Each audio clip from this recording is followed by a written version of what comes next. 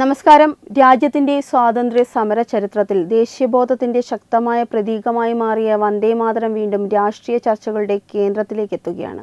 വന്ദേമാതരത്തിന്റെ 150-ാം വാർഷികാഘോഷങ്ങളുടെ ഭാഗമായി സ്വാതന്ത്ര്യദിന ചടങ്ങുകളിൽ ഔദ്യോഗിക പതിപ്പ് ആലപിക്കണമെന്ന കേന്ദ്ര നിർദ്ദേശത്തിനെതിരെ CPIM രംഗത്തിറങ്ങിയിരിക്കുകയാണ്. വന്ദേമാതരത്തിന്റെ മുഴുവൻ വരികളും ആലപിക്കണമെന്ന നിർദ്ദേശം പിൻവലിക്കണമെന്നാണ് CPIM ആവശ്യപ്പെടുന്നത്. കേന്ദ്രത്തിന്റെ നിർദ്ദേശത്തിന് പിന്നാലെ സംസ്ഥാന സർക്കാരും നിർദ്ദേശം നൽകിയതിനെതിരെ കടുത്ത വിമർശനമാണ് പാർട്ടി ഉയർത്തുന്നത്. എന്നാൽ ഇവിടെ ഉയരുന്ന പ്രധാന ചോദ്യം മറ്റൊന്നാണ്.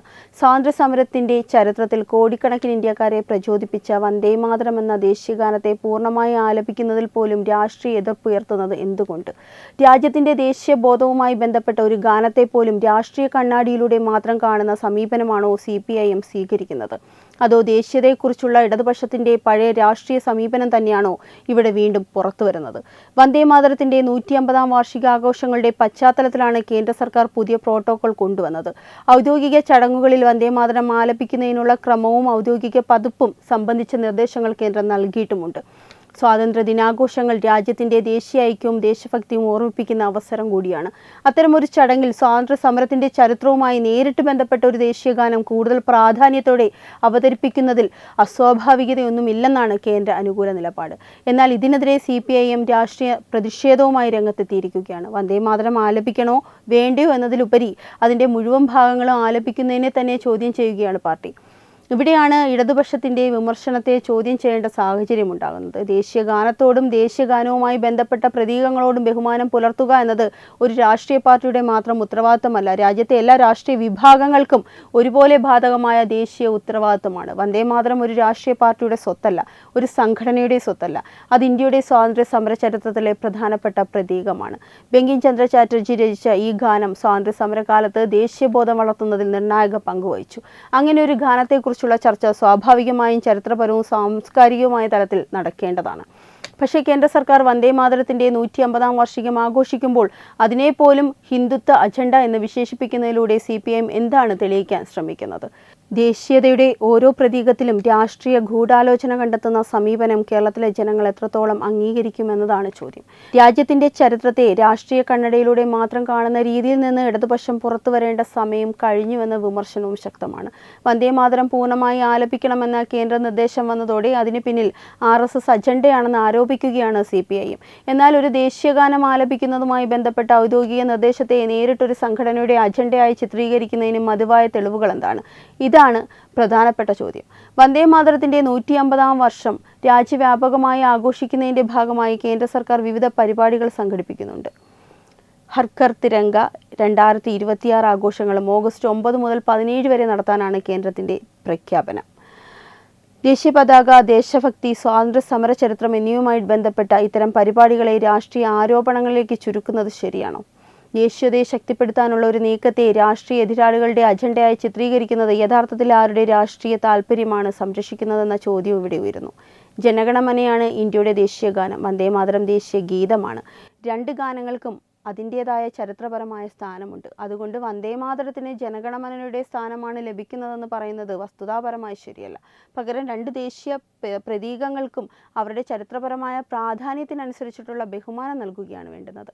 കേന്ദ്രത്തിന്റെ പുതിയ പ്രോട്ടോകോളിലും വന്ദേമാതരത്തിനും ജനഗണമനയ്ക്കും തമ്മിലുള്ള ഒരു ക്രമം സംബന്ധിച്ച നിർദ്ദേശങ്ങളാണ് ഉൾപ്പെടുത്തിയിരിക്കുന്നത്. സർക്കാർ പ്രസിദ്ധീകരിച്ച വിവരമനുസരിച്ച് രണ്ടും ഉൾപ്പെടുന്ന പരിപാടികൾ വന്ദേമാതരം ആദ്യം ആലപിക്കുന്ന രീതിയിലാണ് നിർദ്ദേശിക്കുന്നത്.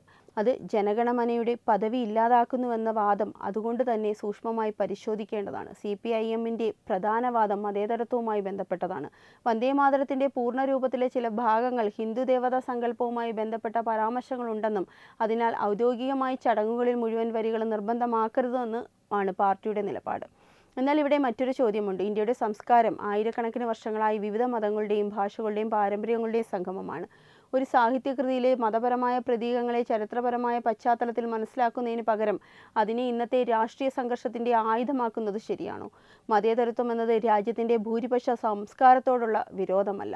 എല്ലാ വിശ്വാസങ്ങളെയും ബഹുമാനിക്കുന്നതിനോടൊപ്പം തന്നെ രാജ്യത്തിന്റെ ചരിത്രപരമായ സാംസ്കാരിക പാരമ്പര്യങ്ങളെ അംഗീകരിക്കുകയാണ് യഥാർത്ഥ മതേതരത്വം.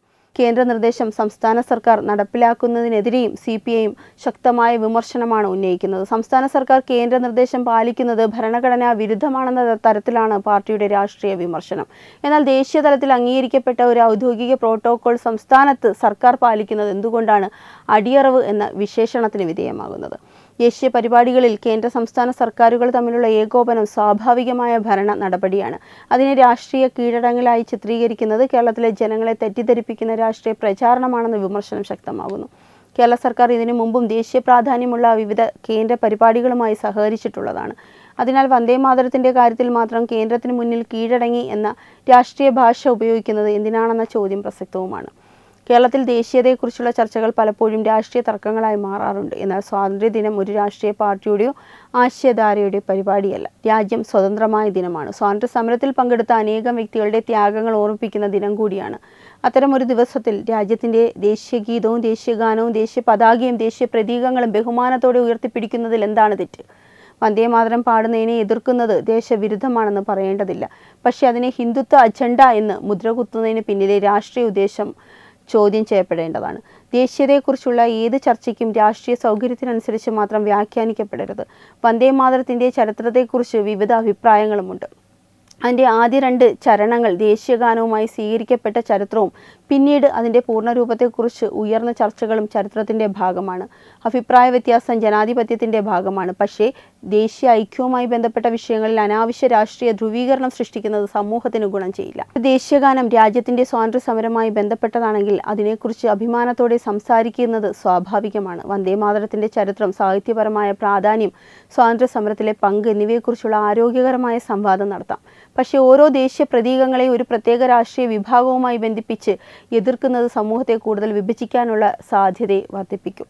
ഇന്ത്യയുടെ ശക്തി അതിൻ്റെ വൈവിധ്യത്തിലാണ്. അതുപോലെ തന്നെ ഇന്ത്യയുടെ ദേശീയബോധം അതിൻ്റെ ചരിത്രപരമായ പ്രതീകങ്ങളിലുമാണ്. അതുകൊണ്ട് ദേശീയതയും മതേതരത്വവും തമ്മിൽ ഏറ്റുമുട്ടുന്ന 2 ആശയങ്ങളായി അവതരിപ്പിക്കുന്നത് തന്നെ തെറ്റായ സമീപനമാണെന്ന വിമർശനവും ശക്തമാണ്. കേരളത്തിൽ ഉയരുന്ന പ്രധാന രാഷ്ട്രീയ ചോദ്യം ഇതാണ്. വന്ദേമാതരത്തിൻ്റെ പൂർണ്ണരൂപം ആലപിക്കുന്നതിനെതിരെ CPIM ഇത്ര ശക്തമായി രംഗത്ത് വരുന്നതിൻ്റെ യഥാർത്ഥ രാഷ്ട്രീയ ലക്ഷ്യം എന്താണ്? കേന്ദ്ര സർക്കാരിൻ്റെ എല്ലാ തീരുമാനങ്ങളെയും എതിർക്കുക എന്ന രാഷ്ട്രീയ സമീപനത്തിൻ്റെ ഭാഗമാണോ ഇത്? അല്ലെങ്കിൽ ദേശീയതയുമായി ബന്ധപ്പെട്ട വിഷയങ്ങളിൽ BJP ഉയർത്തുന്ന രാഷ്ട്രീയ ആശയങ്ങളെ പ്രതിരോധിക്കുക എന്ന ലക്ഷ്യമാണോ? എന്തു തന്നെയായാലും ഈ വിഷയത്തിൽ CPIM നടത്തുന്ന സമരം ജനങ്ങൾ വിലയിരുത്തേണ്ടതാണ്. അവസാനം ഒരു കാര്യം മാത്രം പറയാം. വന്ദേമാതരം ഒരു രാഷ്ട്രീയ പാർട്ടിയുടെ മുദ്രാവാക്യമല്ല. ഇന്ത്യയുടെ സ്വാതന്ത്ര്യ സമര ചരിത്രത്തിൻ്റെ ആഴത്തിൽ പതിഞ്ഞ ദേശീയഗാനമാണ്. അതിൻ്റെ പൂർണ്ണ രൂപത്തെക്കുറിച്ച് ചരിത്രപരവും ഭരണഘടനാപരവുമായ ചർച്ചകൾ ഉണ്ടാകാം. അതിനെക്കുറിച്ച് അഭിപ്രായ വ്യത്യാസങ്ങളും ഉണ്ടാകാം. എന്നാൽ ഒരു ദേശീയ പ്രതീകത്തെ ഓരോ തവണയും രാഷ്ട്രീയ വൈര്യത്തിൻ്റെ കണ്ണിലൂടെ മാത്രം കാണുന്നത് രാജ്യത്തിൻ്റെ ജനാധിപത്യ സംസ്കാരത്തിന് ഗുണകരമല്ല.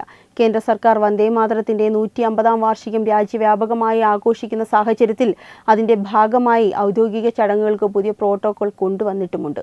ദേശീയതയെ ഹിന്ദുത്വവുമായി മാത്രം ബന്ധപ്പെടുത്തി കാണുന്നതിലൂടെ യഥാർത്ഥത്തിൽ ആരാണ് വിഭജന രാഷ്ട്രീയത്തിന് വഴിയൊരുക്കുന്നതെന്ന് കേരളത്തിലെ ജനങ്ങൾ തന്നെ തീരുമാനിക്കട്ടെ. രാജ്യമാദ്യം, രാഷ്ട്രീയം പിന്നീട്. ഈ വാർത്തയെപ്പറ്റിയുള്ള നിങ്ങളുടെ അഭിപ്രായം കമൻറ്റ് ചെയ്യുക. വാർത്തകൾ വേഗത്തിൽ അറിയാനായി ചാനൽ സബ്സ്ക്രൈബ് ചെയ്യുക. വെബ് ഡെസ്ക് തത്വമൈ ന്യൂസ്.